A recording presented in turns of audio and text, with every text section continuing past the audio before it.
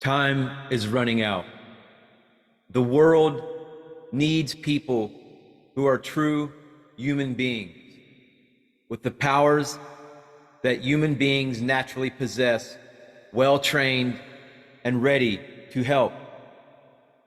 There is soon going to be a time when all of us, when we are all going to need help. That's all there is to it. We're going to need help, and we are going to need to help each other. And by pursuing some path of excellence, by pursuing some path of self-improvement, of invoking the divine, of bringing heaven to earth, of mastering this third density digital matrix and rising above it, we can develop the powers we will need that we naturally have as human beings that are creative and helpful and will be needed in the future. We need that now, but even more so in the days ahead. Time is a-wasting. It's running out on us, my dear, esteemed, and most noble viewer. We don't have much time left to develop ourselves, to be the human beings that we can be, to have the powers that will heal the earth and that will heal each other. That's what it's all about right now. That's what it's all about. That's what this channel is all about. That's what my message is all about. So I encourage you to pick up this work, the great work as it's called. I encourage you to choose some path of self-improvement, of invoking the divine, of bringing heaven to earth. It is simply a commitment and a resolve of making up your mind. I myself, I follow what is called the Hermetic path, Hermetic alchemy. And there are 7 Hermetic principles for self-mastery. I offer these as an example of the path of the great work, the laboratory of the great work, as it were, the ingredients, 7 ingredients of self-mastery that comprise the great work. The first is the principle of mentalism. The all is mind. The universe is mental.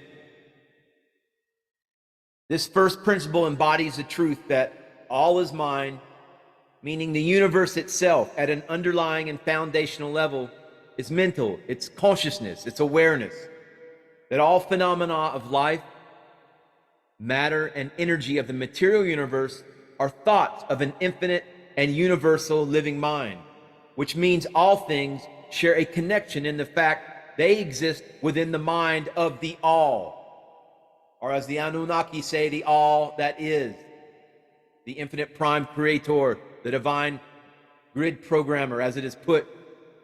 And therefore, all are all subject to the laws of created things within this mental universe. This mental universe, for the sake of experiment, could be explained as an infinite intelligence, intelligent field, and even the nature of consciousness itself, creating a dialogue of thought which dances with thought. The principle of mentalism explains the nature of energy, power, and matter as being subordinate, as being subservient, subordinate to the mind, beholden to the mind, as it shows up within ourselves and the pervading nature of all things.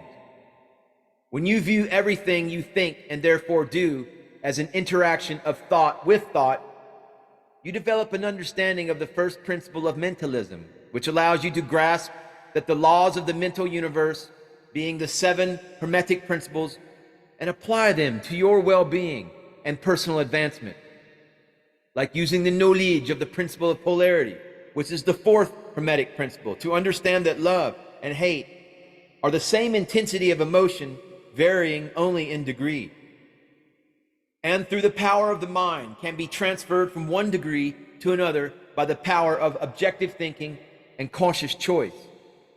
The 2 emotions maintain their intensity, only changing in degree to suit whatever outcome and experience you most desire.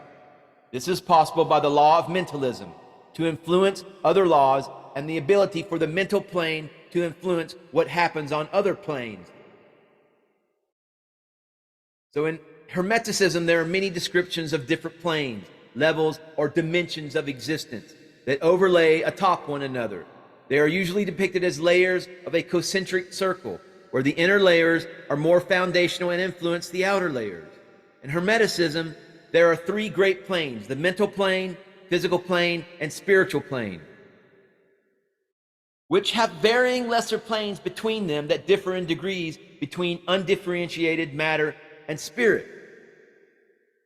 And from a first-person perspective, the mental plane is experienced simply as thought, insight, intuition, and reason.